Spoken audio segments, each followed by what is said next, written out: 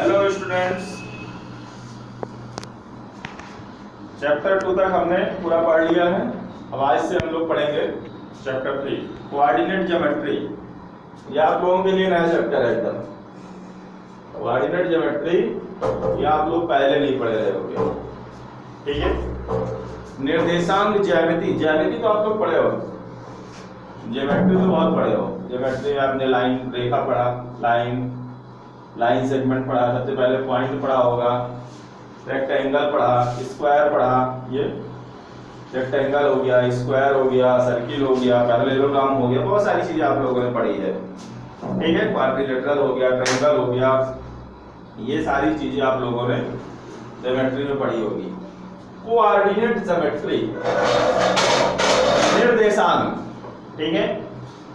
ये सारी चीजें जो भी थी, चाहे वो रेक्टेंगल रहा हो, चाहे वो सर्किल रहा हो, चाहे वो लाइन रही हो, चाहे वो ट्रायंगल रहा हो, वो सारे आप प्लेन पर कहीं भी बना देते थे। एक प्लेन पेपर लो और कहीं भी बना दिए, ठीक है ना। उसका कुछ रहता पता नहीं रहता था कि भाई अगर इसको हम कुछ नोटेशन देना चाहें, कुछ नाम देना चाहें, तो हम उसको नहीं दे सकते थे, ठीक है ना। और यही चीज हम यहाँ पे क्या है, जैसे ये हमारा मान लो क्या है, एक रेक्टेंगल है। ये रेक्टेंगल 4 पॉइंट से बना हुआ है, ये 4 बिंदुओं से मिलकर बना हुआ है। इन बिंदुओं को मिला दिए, इस तरह से हमको रेक्टेंगल मिल गया। लेकिन ये रेक्टेंगल, ये जो रेक्टेंगल हमारा है, इसमें इन बिंदुओं का निर्देशांक हमको नहीं पता है, ठीक है। निर्देशांक का मतलब कुछ नाम कर नहीं पता है, ये इस कागज में कहां पे बने हुए हैं, ठीक है। इसी सबको हम कोऑर्डिनेट ज्योमेट्री में पढ़ेंगे, ठीक है ना। इसमें पढ़ेंगे कोऑर्डिनेट ज्योमेट्री में। मान लो ये कागज है, ठीक है। यहाँ पे एक पॉइंट दिया हुआ है, एक बिंदु दिया हुआ है, और कोई पूछे कि बताओ ये बिंदु इस कागज में कहाँ पर है, तो कुछ लोग बोलेंगे कि अरे ये थोड़ा सा एकदम बीच से, आप उस किनारे के थोड़ा सा पहले है, कुछ लोग कहेंगे थोड़ा बीच में दिख रहा है, कागज के बीच में। कुछ लोग कहेंगे इधर से कुछ दूरी पर है, ठीक है। मतलब एग्जैक्ट उसका नोटेशन नहीं बता सकते हैं। अब हम एक काम करते हैं, अगर हमको ये चीज पता हो कि ये जो बिंदु है यहां से कितनी दूरी पर है, ठीक है। मान लो ये बिंदु इस रेखा से कितनी दूरी पर है, 3 सेंटीमीटर दूरी पर है, तो हम बता देंगे कि ये बाएं साइड से, कागज के बाएं साइड, दाएं साइड, बाएं साइड से लेफ्ट साइड से 3 सेंटीमीटर की दूरी पर है ये बिंदु, ठीक है। पर बाएं साइड से 3 सेंटीमीटर की दूरी पर है, तो भी हम उसकी एग्जैक्ट पोजीशन नहीं बता पाए। क्यों? क्योंकि बाएं साइड से 3 सेंटीमीटर यहाँ भी हो सकता है, यहाँ भी हो सकता है, यहाँ भी हो सकता है, यहाँ भी हो सकता है, कहीं भी हो सकता है। अगर हमको ये भी पता हो कि ये यहाँ से इस किनारे से इसकी दूरी पता हो, मान लो 7 सेंटीमीटर, ठीक है, या 6 सेंटीमीटर। अगर हमको इस किनारे से भी इस बिंदु की दूरी पता होती कि ये मान लो 7 सेंटीमीटर है, तो फिर हम एग्जैक्ट इसकी लोकेशन बता सकते थे कि ये जो बिंदु है बाएं साइड से 3 सेंटीमीटर दूरी और दाएं साइड से 7 सेंटीमीटर दूरी पर है। बाएं साइड से 3 सेंटीमीटर की दूरी पर गए, इधर से 7 सेंटीमीटर की दूरी पर गए, जहां दोनों एक दूसरे को मैच कर गए वहीं पर ये बिंदु है। तो जो इस बिंदु का निर्देशांक हो गया वो क्या हो गया, 3 7, 3 सेंटीमीटर इधर से, 7 सेंटीमीटर इस साइड से, ठीक है। या 7 3 भी लिख सकते हो, 7 सेंटीमीटर इधर से और 3 सेंटीमीटर इधर से। तो इसी चीज को, इसी पॉइंट के, इसी बिंदुओं को नाम देने के लिए, बिंदु पहले तो खाली बिंदु था, अब इस बिंदु का 3 7 नाम है, ठीक है ना। इसी बिंदु का नाम देने के लिए ही निर्देशांक ज्यामिति का आविष्कार किया गया था, खोज की गई थी। निर्देशांक ज्यामिति की खोज फ्रांसीसी फिलोसोफर थे रेने डिकार्टेस, इन्होंने की थी, ठीक है। रेने डिकार्टेस, डेकार्टे हिंदी में, ठीक है ना। इन्होंने की थी किसकी, निर्देशांक ज्यामिति की खोज, ठीक है। अब इससे रिलेटेड थोड़ा सा एक चीज हम जान लेते हैं, जो कक्षा 9 10 11 12 सब में इसी तरह से काम आएगी आप लोगों को, ठीक है ना। इसमें सबसे पहले तो हमको निर्देशांक ज्यामिति में प्लेन की जरूरत पड़ती है। प्लेन मतलब समतल, ये हमारा समतल, बोर्ड समतल का काम करेगा, ठीक है ना। थोड़ा सा एक चीज और, आप लोग पहले नंबर लाइन नंबर सिस्टम तो पढ़े होंगे, नंबर लाइन पढ़ा होगा आपने, इस तरह से पढ़ा होगा आपने नंबर लाइन। ये बीच में 0 रहता था, राइट साइड पे एक एक यूनिट दूरी पर क्रमशः 1 2 3 4 5, लेफ्ट साइड पे -1, ये भी सब एक एक यूनिट दूरी पर ही है, माइनस वाली संख्या है। और ये कहां तक चली जाती थी, ये -∞ से +∞ तक। ठीक है, ये नंबर लाइन हम पहले पढ़ चुके थे। अब इसमें किसी ने बोला कि भाई इसमें 3 बताओ, 3 कहां पे है, तो 3 बता दें कि ये 3 यहाँ पे है। 0 से 3 यूनिट दाएं साइड, 1 2 एंड 3। 5 बताओ कहां है, तो 0 से 5 यूनिट दाएं साइड पे, राइट साइड पे। ठीक है, अगर -4 पूछता है तो 0 से लेफ्टवर्ड्स -4 आ गया। ठीक है ना, -4 यूनिट तो 4 ही कहलाएगी, 4 इकाई दूरी पर किस साइड, बाएं साइड, क्योंकि जो ये डिस्टेंस है, डिस्टेंस नेगेटिव तो नहीं होती, कब लिखेंगे -4 यूनिट दूरी पर। ठीक है ना, कहलाएगी 4 ही, बस इधर पे राइट इधर पे लेफ्ट है। तो नंबर सिस्टम में हम इस तरह से किसी भी बिंदु को बता देते थे। ठीक है ना, ये नंबर सिस्टम था।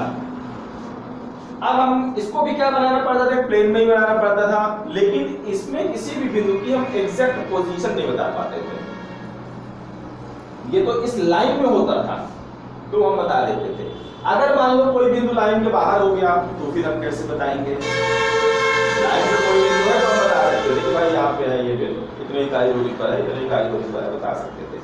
जब ये लाइन के बाहर हो जाएगा तब हम इसको किस तरह से बताएंगे। ठीक है, इसके लिए इसी तरह की 2 नंबर्स लाइन को लिया गया है। एक नंबर लाइंस ये हॉरिजॉन्टल थी और एक वर्टिकल थी। ठीक है ना, या परपेंडिकुलर थी, इस तरह से।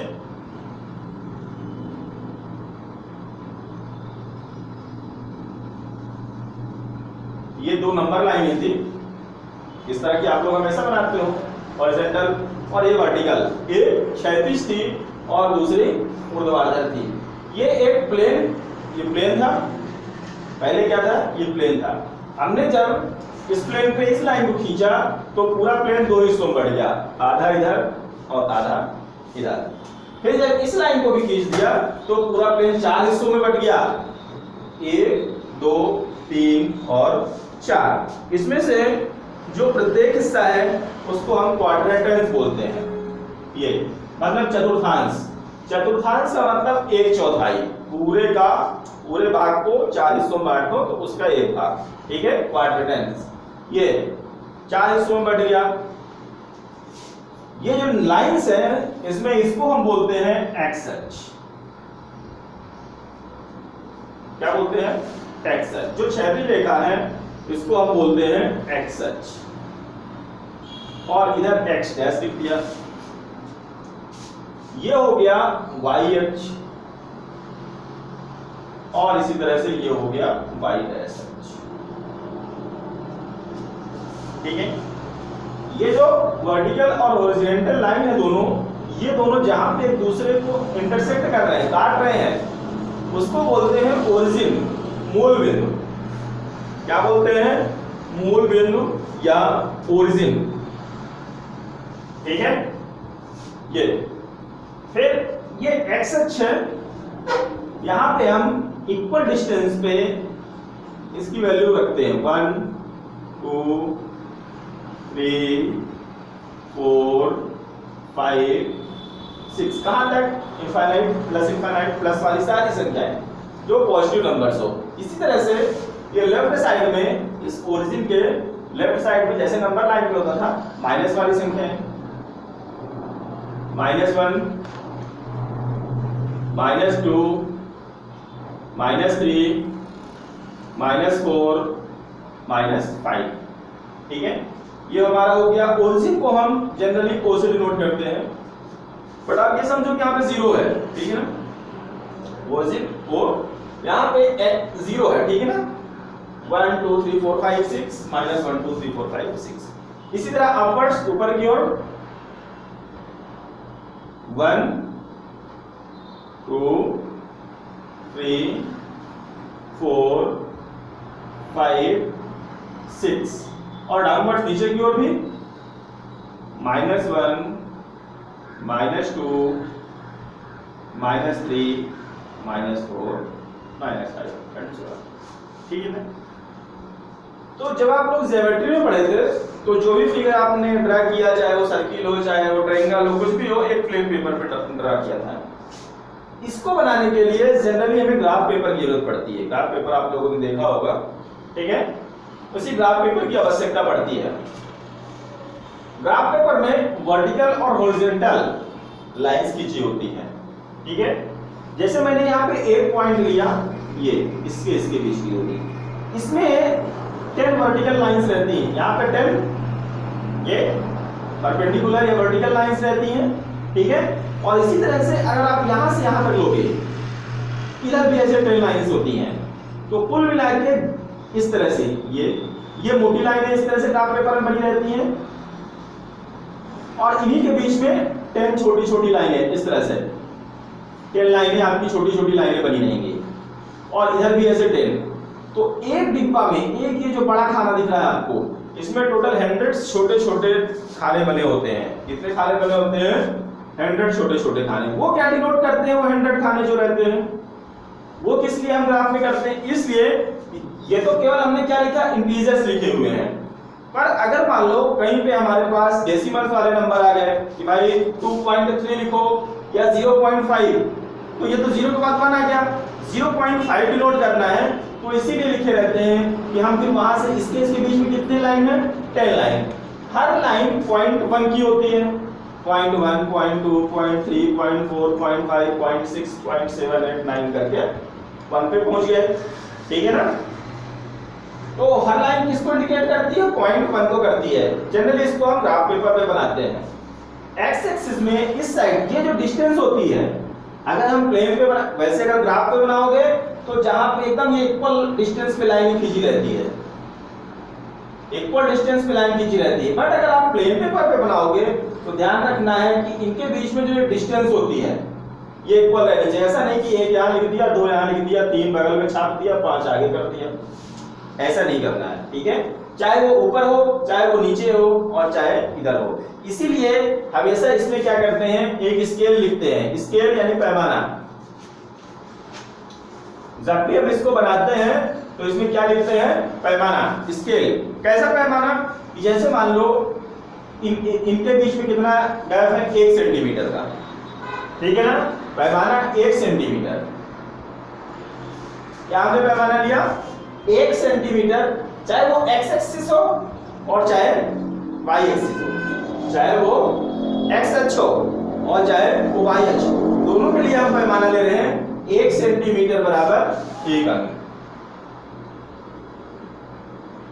इसका मतलब क्या हुआ कि एक्स एक्सिस में भी सारे जो लिखे हुए हैं डिजिट वो कितने कितने सेंटीमीटर दूरी पर है, चाहे इधर हो तो भी 1 सेंटीमीटर।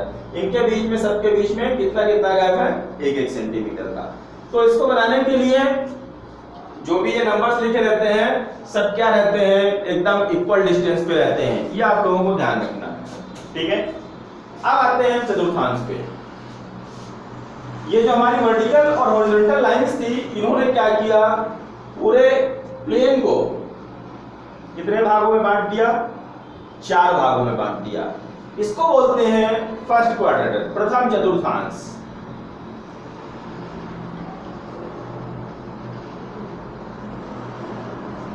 इसको बोलते हैं द्वितीय चतुर्थांश। इसको बोलते हैं तृतीय, ठीक है ना। 1 2 3।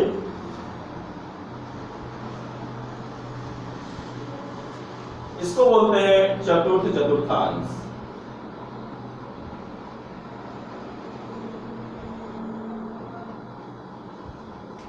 ये ठीक है ना। फिर जाते हैं, ये देखो एक्स एक्सिस है। एक्स एक्सिस में ये देखो इधर जाने पे इसकी वैल्यू बढ़ती जा रही है, ये 4 5 है। इधर जाने पर क्रम से घटती जा रही है। वाई की वैल्यू इधर बढ़ रही है और इधर घट रही है, पहली बात। अब एक चीज और देखेंगे, इधर देखो x की वैल्यू, ये पहले चतुर्थांश में पहला प्लेन ये प्लेन कितना समतल है, ठीक है ना, कितना इसको हम बोलते हैं X O Y plane. X O Y ऐसा क्यों बोलते हैं? एक्स ओ वाई, कितने प्लेन की बात हो रही है? एक्स ओ वाई प्लेन, समतल, ठीक है। इस प्लेन पर x की वैल्यू जो देखो पॉजिटिव है, कोई भी इसमें नेगेटिव मार्क्स नहीं है। y ऊपर की ओर वाला ले रहे हैं, ये वाला ले रहे हैं, इसमें भी y क्या है? पॉजिटिव। तो यहां कहीं भी कोई भी बिंदु, यहां कहीं भी इस प्लेन पर कहीं भी कोई भी बिंदु आएगा, वो क्या होंगे? उस बिंदु का x निर्देशांक भी पॉजिटिव होगा और y निर्देशांक भी उसका क्या होगा? पॉजिटिव होगा, धनात्मक होंगे, ठीक है। कैसे बिंदु के निर्देशांक होंगे वो मैं आपको बताता हूं। अभी ये समझना है कि जो बिंदु लिया जाएगा, ये 2 डायमेंशन पे पढ़ रहे हैं तो द्विमिमीय ज्यामिति पढ़ रहे हैं, इसमें हम उन फिगर्स को बनाएंगे जिसमें 2 डायमेंशन दिया रहता है, जिसमें लंबाई चौड़ाई दी है, ठीक है। अगर ऊंचाई भी दे दी तो फिर 3 डायमेंशन पढ़ेंगे, वो कभी आगे पढ़ेंगे। ट्रायंगल बनाएंगे, इसमें ट्रायंगल भी बना सकते हैं, इसमें हम आपका स्क्वायर वगैरह सब कुछ बना सकते हैं, ठीक है ना, सर्किल वगैरह। तो यहाँ ध्यान देंगे जो भी यहाँ पे पॉइंट आएगा, निर्देशांक आएगा, ठीक है, कोई भी बिंदु आएगा, मैंने भी थोड़ी देर पहले बताया कि बिंदु का निर्देशांक एक्स वाई, ठीक है ना, ऑर्डर पे रहे, ठीक है ना, एक्स और वाई 2 निर्देशांक आएंगे। कोई भी बिंदु होगा उससे कितने निर्देशांक आएंगे? 2 निर्देशांक आएंगे। दोनों यहाँ पे किस तरह से होंगे? पॉजिटिव होंगे। अब इधर पे आते हैं, ये प्लेन कहलाएगा हमारा वाई ओ एक्स डैश या एक्स डैश ओ वाई, ऐसा भी लिख सकते हो। ये प्लेन हो गया x डैश ओ y। अब इस प्लेन पे देखते हैं, इस प्लेन पे देखो y क्या है? पॉजिटिव है ना, y तो भाई यही वाला लिए, ये y की लाइन, ये इधर का एरिया और x में इधर का एरिया, पर x की वैल्यू क्या है? यहाँ पे सारे मान क्या है? माइनस में। तो यहाँ पर जब हम कोई बिंदु लेंगे तो उस बिंदु का x निर्देशांक, पहले हमेशा x निर्देशांक को लिखते हैं, ठीक है, उस बिंदु का जो x निर्देशांक होगा उसको वो कैसा होगा? माइनस में होगा। और y निर्देशांक किस तरह से होगा? वो प्लस में होगा। और बिंदु के 2 निर्देशांक, x निर्देशांक और y निर्देशांक, तो किस तरह से होगा? x निर्देशांक उसका माइनस में होगा और y निर्देशांक उसका प्लस में होगा, ठीक है। तृतीय चतुर्थांश में आते हैं। तृतीय चतुर्थांश मतलब ये वाला plane, x dash O Y dash. इस प्लेन पे देखो x की ये वैल्यू इसके नीचे की ओर की और y की ये, x भी माइनस में है और y भी कैसा है? माइनस में। दोनों कैसे हैं? दोनों ही क्या है इसमें? माइनस में। x भी माइनस में और y भी माइनस में है, ठीक है, दोनों माइनस में। x और y दोनों नोटेशन कैसा होगा? माइनस में होगा। यहाँ पे आते हैं, इसमें ये हमारा प्लेन कहलाएगा X O Y dash plane, X O Y dash. यहाँ पे x की वैल्यू इधर वाली ली जा रही है और y की वैल्यू नीचे वाली।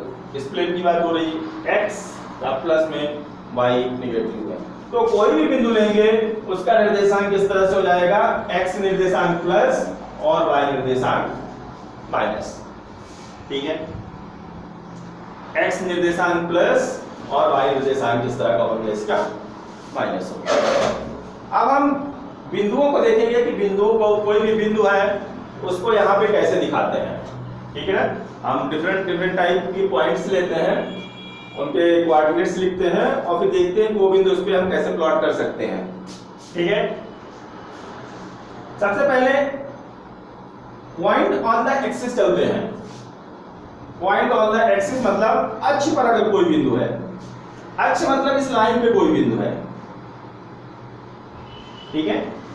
इस पूरे प्लेन पे कहीं भी कोई बिंदु लेंगे उसके 2 निर्देशांक होंगे। कितने निर्देशांक? 2 निर्देशांक। तो सबसे पहले हम एक्स अक्ष पे कोई बिंदु लेते हैं। मान लो हमने यहाँ पे कोई बिंदु ले लिया, ये तो मैंने बताया कि कोई भी बिंदु है इसके कितने निर्देशांक होंगे? 2 निर्देशांक होंगे। तो हम देख रहे हैं कि ये एक्स अक्ष पे कहाँ पे है? 3 इकाई, ये 3 यहाँ पे लिखा है, तो इसका निर्देशांक क्या हो जाएगा? 3। अब इसका y निर्देशांक क्या होगा? हर बिंदु के निर्देशांक में x और y आएगा। y तभी आएगा जब हमारा बिंदु इस लाइन में जैसे जैसे ऊपर जाता जाएगा y का मान बढ़ता जाएगा, ठीक है। इस लाइन के अगर ऊपर कोई बिंदु आता है तो y का मान बढ़ता जाएगा, नीचे की ओर घटता जाएगा, इधर x के मान बढ़ते जाएंगे, इधर x के मान घटते जाएंगे। तो मैंने एक बिंदु लिया 3, इस यहां पे मान लो हमने कोई बिंदु लिया a, ये इसका आपको निर्देशांक बताना था कि भाई इसका निर्देशांक बताओ क्या होगा इस बिंदु का निर्देशांक। तो इसका x निर्देशांक तो 3 है, यहां पे बिंदु लिया, ये x अक्ष पर बिंदु है, इसका x निर्देशांक तो 3 है, y निर्देशांक क्या होगा? क्या y में ये बिंदु ऊपर की ओर है? नहीं है। क्या y में नीचे की ओर है? नहीं है। तो y में ना ऊपर की ओर है ना नीचे की ओर है, इसका मतलब y का निर्देशांक कितना है? 0। इससे क्या पता चला? इससे हमको ये पता चलता है कि अगर हम x अक्ष में कोई भी बिंदु लें, यहां पे ले लें, यहां पे एक बिंदु ले लिए, इसका x निर्देशांक क्या है? -4 है। y निर्देशांक क्या होगा भाई? ना ऊपर एक भी है ना नीचे है, केवल इस लाइन पे वो बिंदु है, तो इसका निर्देशांक क्या हो जाएगा? 0 हो जाएगा। y निर्देशांक 0, भाई ना ऊपर गया ना नीचे गया। इसका मतलब क्या हुआ? इसका मतलब ये हुआ कि x अक्ष पर y का मान हमेशा क्या होता है? 0 होता है। इस पूरे x अक्ष पर y का मान क्या होता है? हमेशा 0, ठीक है। ये बातें आपको ध्यान रखनी है कि x अक्ष पर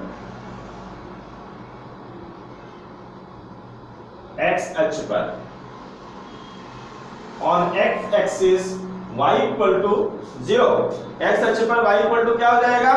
0 हो जाएगा, ठीक है।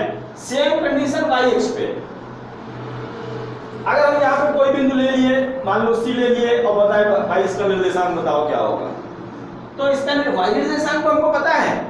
जब हम इधर ऊपर की ओर जाएंगे y अक्ष में, तो वो y निर्देशांक ही बताएगा, x निर्देशांक नहीं बताएगा। तो भाई x निर्देशांक हमको पता नहीं, पहले x निर्देशांक को ही लिखना है, ठीक है। तो ना ये इधर की ओर गया थोड़ा भी, ना इधर की ओर गया, एकदम रेखा पे है फिक्स। इधर जाता तो x के पॉजिटिव मान आते कुछ, इधर आता तो x के नेगेटिव मान आते, कहीं नहीं गया। इसका मतलब x की वैल्यू क्या है? 0, और y की वैल्यू क्या हो जाएगी? y की वैल्यू 5 है, यहाँ पे 5 हो जाएगी, ठीक है। नीचे भी आप कहीं भी ले सकते हो, जैसे यहाँ पे हमको देखना हुआ, यहाँ एक बिंदु D है जिसकी y का वैल्यू बता रहा, y का वैल्यू -3 है, और x का मान क्या है? x का मान चूंकि y एक्सिस पे है, यहाँ ना इधर की ओर बिंदु है ना इधर की ओर, तो इसकी वैल्यू क्या हो जाएगी? 0, ठीक है। ध्यान रखना इन दोनों बिंदुओं को अलग अलग करने के लिए कॉमा का प्रयोग करना, ऐसा नहीं कि इकट्ठा लिख दो तो पता चले कि 30 लिखा हुआ है, ठीक है। ये हो गया पॉइंट ऑन द एक्सिस। क्या पता चला कि अगर x अक्ष पे कोई बिंदु है और x axis y equal to 0 and y axis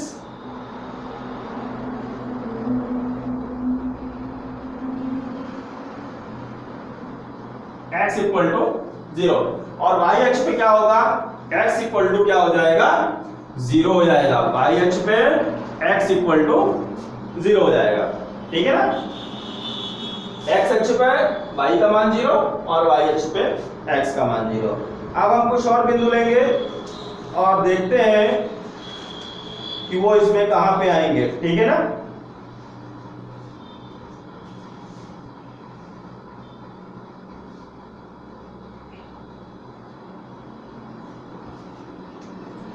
यहाँ पे कुछ बिंदु लिख देता हूं, कोई बिंदु को हम देखेंगे।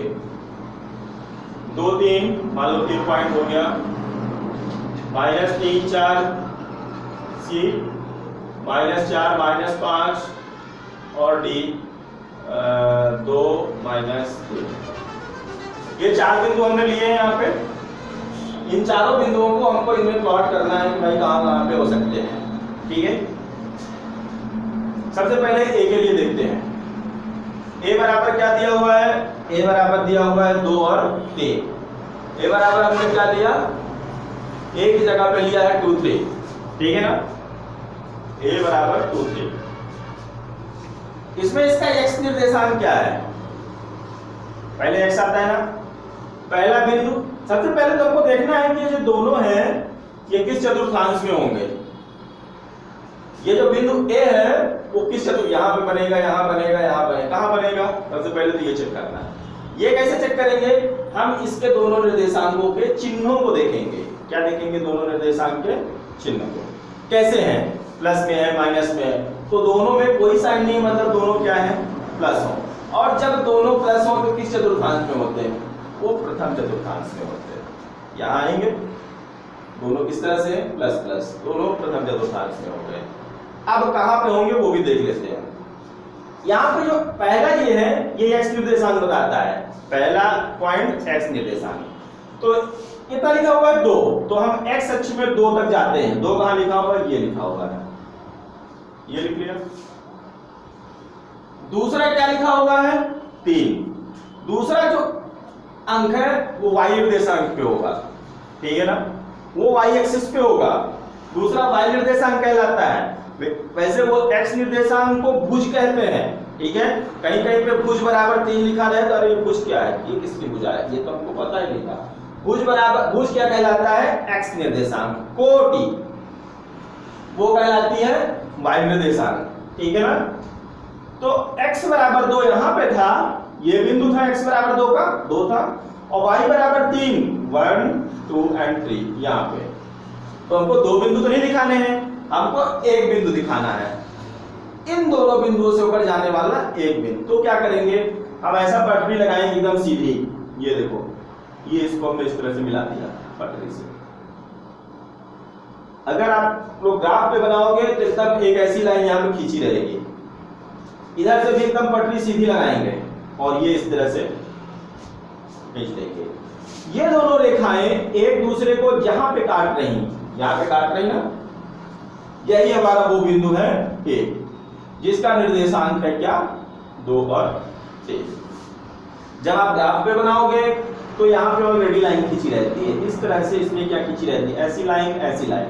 तो आप देख लोगे कि ये लाइनें थोड़ा मोटी रहती हैं, बाकी लाइनें थोड़ा पतली रहती है। देखेंगे ये मोटी वाली लाइन यहाँ गई और यहाँ से यहाँ पे काट रही है, तो बिंदु हमारा यहाँ पे आ जाएगा, ठीक है। वहां पे आप लोगों को ये पटरी लगाने की जरूरत नहीं है, ये कुछ करने की जरूरत नहीं है, आप लोग डायरेक्ट ऐसा पॉइंट पा जाओगे। ये अच्छा, ये यहाँ पे आ रहा है, यहाँ पे काट रहा है, ठीक है। प्लेन पे बनाओगे तो थोड़ा ऐसा सीधा देखने पे तो थोड़ा सा दिक्कत हो जाती है ना कि भाई सीधा सीधा हो रहा है, स्ट्रेट फिट नहीं हो रहा। तो अपन क्या करेंगे, इसमें ऐसे पटरी लगा के देख सकते हैं, ठीक है। इस प्लेन पे अगर दोनों बिंदुओं पर पॉजिटिव दिया हुआ है, पॉजिटिव दिए हुए हैं दोनों बिंदु, दोनों निर्देशांक पॉजिटिव दिए, कहीं भी आ जाएगा प्लेन पे, ठीक है ना। हमारे पास अगर एक और बिंदु मान लो थोड़ी देर के लिए दिया हुआ है 5 4, 5 4 बताओ कहां पे आएगा? 5 x बराबर 5 y बराबर 4, दोनों पॉजिटिव हैं, दोनों प्रथम चतुर्थांश में। कहां पे आएंगे? x बराबर 5 हम यहां पे चले गए, ये लिखा है ना 5, y बराबर 4 यहाँ पे है। अब हम इन दोनों बिंदुओं को मिलाएंगे कैसे? वही हमारा सिस्टम रहेगा। ये पटरी से हमने इस तरह से लाइन खींची और इस तरह से ये यहाँ पे दोनों एक दूसरे को काट रहे थे, तो यहाँ पे हमारा कौन सा बिंदु आ जाएगा? 5 और 4, ठीक है। ग्राफ रहेगा तो ये भी खींचने की जरूरत नहीं, हम देख लेंगे। अच्छा, ये हमारी 4 वाली लाइन ऐसे यहाँ जा रही है, 5 वाली लाइन ऐसे, अच्छा ये गई यहाँ पे काट दी, 5 4, ठीक है ना। अब चलते हैं दूसरे बिंदु पे, बी बिंदु प्लॉट करते हैं, कहां पे आएगा? बी में देखो x बराबर दिया है -3, y बराबर 4, x बराबर -3 और y बराबर क्या दिया हुआ है? 4। x बराबर -3, तो हम देखेंगे x अक्ष में माइनस किधर है? दाएं साइड है कि बाएं साइड? तो हमने देखा माइनस तो इस साइड है, बाएं साइड। तो मतलब सबसे पहले हमको यही देखना है कि ये बिंदु किस चतुर्थांश में आएगा। हमने पहले बता दिया कि अगर प्लस प्लस होगा तो प्रथम चतुर्थांश में, अगर x माइनस में होगा और y प्लस में होगा तो वो किस चतुर्थांश में आएगा? वो दूसरे चतुर्थांश में। तो x माइनस में है, y प्लस में है, तो किस चतुर्थांश में आएगा? दूसरे, मतलब यहाँ कहीं बनेगा। अब कहाँ पे बनेगा उसको भी देख लेते हैं। x बराबर क्या दिया हुआ है? -3 दिया हुआ है, तो हम यहाँ से -3 ढूंढ लेते हैं, कहाँ लिखा? अच्छा, ये -3 लिखा हुआ है, ये मिल गया। y बराबर क्या लिखा है? 4 लिखा हुआ है। तो y बराबर देखने के लिए y अक्ष में देखेंगे ना, तो y अक्ष में देख लेते हैं 1 2 3 4, अच्छा यहाँ लिखा हुआ है। अब हम क्या करेंगे? अब हम x बराबर 3 से एकदम ये परपेंडिकुलर हमने लाइन खींची, एकदम लाइन सीधी होनी चाहिए, ठीक है। ये लाइन इस लाइन के एकदम पैरेलल होनी चाहिए। पैरेलल तभी होगी जब एकदम सीधी खींची होगी, ठीक है ना। फिर क्या करेंगे, ये 4 से यहां से भी हम पटरी लगा के बढ़िया ये ऐसे लाइन खींचेंगे, एकदम सीधी लाइन रहनी चाहिए। कब, जब आप प्लेन पे बना रहे हो, प्लेन पेपर पे। ग्राफ में तो सब लाइन पहले से खींची रहती है, कुछ करने की जरूरत नहीं, बस ऐसा देखना रहता है। 4 3 के सामने यहाँ पे ये जो बिंदु आया वो हो गया हमारा -3 और 4, ठीक है। कोई दिक्कत, x बराबर -3 ये -3 से और y बराबर 4 ये 4 से। यहाँ हमने इस तरह से मिलाया तो ये बिंदु हमको यहाँ पे मिला, -3 4 यहाँ पे होगा।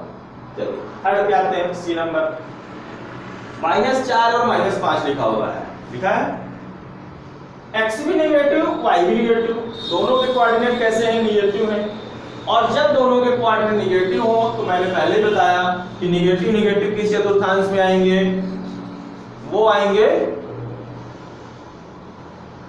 तृतीय चतुर्थांश में। दोनों नेगेटिव है तो वो किस चतुर्थांश में आएंगे, तृतीय चतुर्थ, मतलब इस पूरे प्लेन पे कहीं ना कहीं पे आएंगे। कहां पे आएंगे उसको भी देख लेते हैं। क्या माइनस माइनस, दोनों निर्देशांक माइनस माइनस, ठीक है। पहला निर्देशांक x निर्देशांक तो -4, तो x अक्ष में देख लेंगे भाई -4 कहां लिखा हुआ है, तो ये यहां पे लिखा हुआ है -4। y अक्ष पे -5, उसको भी देख लेंगे कहां लिखा हुआ है, ये हमारा y अक्ष, -5 यहां लिखा हुआ है। अब भाई यहां से हमने ये लाइन खींची और यहां से ये एकदम सीधी लाइन देनी चाहिए, मेरी टेढ़ी भी हो सकती है, आप लोग पट्टी से खींचना थोड़ा सीधी आएगी। ये इस तरह से, तो ये दोनों लाइन जहां पे एक दूसरे को ये इंटरसेक्ट कर रही हैं, यही वो हमारा बिंदु हो गया क्या, -4 और -5। तो -4 और -5 की स्थिति कहां पे है, वो तृतीय चतुर्थांश में यहां पे है, ये ठीक है ना। x अक्ष पे -4 और y अक्ष पे -5, ये बना दिया। अब अगले बिंदु पर चलते हैं, 2 -3। x अक्ष, x निर्देशांक कैसा है, पॉजिटिव है। y निर्देशांक कैसा है, इसका नेगेटिव है। x निर्देशांक पॉजिटिव इधर की ओर है और y निर्देशांक नेगेटिव इधर की ओर है। पहला प्लस में है, दूसरा माइनस में निर्देशांक है, मतलब वो चतुर्थांश में जाएगा, चतुर्थांश में जाएगा, चतुर्थांश में, ठीक है। अब कहां पे जाएगा, x बराबर क्या दिया है, 2, इधर की ओर देख लिया भाई, 2 x अक्ष में कहां लिखा है, अच्छा ये लिखा हुआ है x बराबर, और y अक्ष पे -3 कहां लिखा हुआ है, अच्छा नीचे की ओर इधर -3 ये लिखा हुआ है। तो ये हमने -3 से लाइन खींच दी और ये 2 से लाइन खींच दी, ठीक है। ये दोनों जहां एक दूसरे को इंटरसेक्ट करेंगे, ये लाइनें आपको बढ़ा नहीं देनी है कि फिर इसको एकदम लेते जाओ लंदन तक, बस जहां पे काट दिया बस यहां पे ऐसा फिक्स कर दिया इसको, ठीक है ना। तो ये हमारा बिंदु हो गया D, जिसका निर्देशांक है 2 और -3, ठीक है ना। भाई x बराबर क्या था, 2, y बराबर क्या था, -3। भाई -3 नीचे की ओर है, ये -3 से ऊपर जाती हुई एक रेखा, 2 से ऊपर जाती हुई एक रेखा खींचा, जहां पे दोनों एक इंटरसेक्ट कर रही, वहीं पे हमारा क्या होगा, पॉइंट D, ठीक है। तो कोऑर्डिनेट ज्योमेट्री में आप लोगों को बहुत ज्यादा भी नहीं है कक्षा 9 में, ये कक्षा 10 में भी पढ़ेंगे, फिर कक्षा 11 में इसका और विस्तारित रूप पढ़ेंगे, ठीक है ना। यहाँ तो जो ये है बिंदु है, ये बिंदु को नोटेशन कहलाता है कार्टेशियन सिस्टम से, मतलब कार्तीय पद्धति इसको हिंदी से बोलते हैं, कार्टेशियन सिस्टम, कार्तीय पद्धति। ये हमारी किसी भी बिंदु के नोटेशन के कौन सा सिस्टम है, कार्टेशियन सिस्टम। कक्षा 11 में जब हम जाएंगे तो हमें पोलर सिस्टम भी दिया हुआ है, पोलर सिस्टम की सहायता से हम किसी बिंदु का नोटेशन भी निकालेंगे, ठीक है, बट वो बात की बात है। इसके बारे में जितना भी बेसिक हो सकता था मैंने आप लोगों को बता दिया। वीडियो को 1-2 बार देखो और अच्छी तरह समझो, क्योंकि आगे भी आप लोगों को बहुत काम देगा। आज के लिए इतना ही, नेक्स्ट डे हम चैप्टर स्टार्ट करेंगे। Thank you.